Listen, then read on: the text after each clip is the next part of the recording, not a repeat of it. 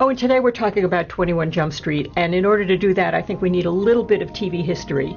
At the end of the 1980s, 21 Jump Street was a cop show on the fledgling Fox network. It was about very baby-faced cops who, because of their youthful looks, were able to pose as high school students and therefore solve crimes. Today is best known as the launching pad of Johnny Depp. Well, here we have 21 Jump Street, a movie which refers to the earnestness of the 1980s, but has managed to make an action comedy out of the same premise. It's a whole new thing, It's really. a whole new thing. And a beautiful solution, I think, to dealing with the 80s. In this case, of course, we have Channing Tatum and Jonah Hill as two baby-faced cops who are very unlikely buddies, who together also go undercover. They are posing as high school students. And by going back to their old high school, they get to relive what it was like to be in high school. That's a lot of setup to tell you that I was amazed at how well they managed to take a semi-forgotten 1980s show and turn it into something entirely new. Yeah, well, I basically agree with you. I mean, I think what this movie really looks back to is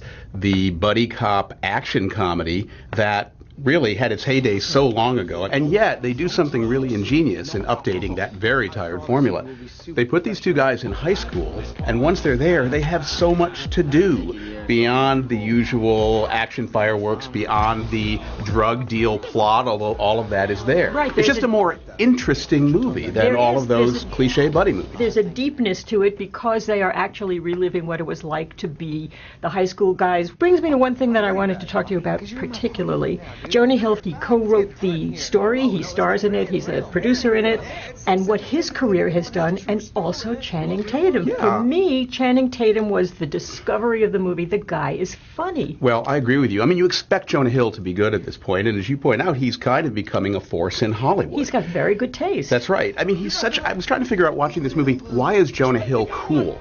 Because in a way, he doesn't look cool, and not only that, he's so disgruntled all the time, but I think that's the key to it. And he's so upfront about that. He doesn't try to hide that he's disgruntled, and that makes him kind of cool. It makes him a very honest performer. He's also incredibly funny and inventive in this movie. I mean, there are scenes where he has to be in a school play playing Peter Pan, and those are just hilarious. That's right, but also I think it's very much the casting of the two of them together. I never got the Channing Tatum charm before, but in this case, I was completely bowled over by I didn't either, and you're right. I think he's very funny in this, and I think he's more than a found object. He really has a wit. He gives a smart performance as a dumb guy, which is a trick to do, and he reminded me of a certain actor. Namely, about 20 years ago, there was another good-looking young actor in Hollywood who kind of had to prove his credibility. His name was Brad Pitt. Ooh. I think Channing Tatum looks a little bit like him, and one of the first ways that Pitt really showed he had something beyond just the looks was when he developed a kind of self-mocking comic style in movies like True Romance. One thing to point out is Brad Pitt,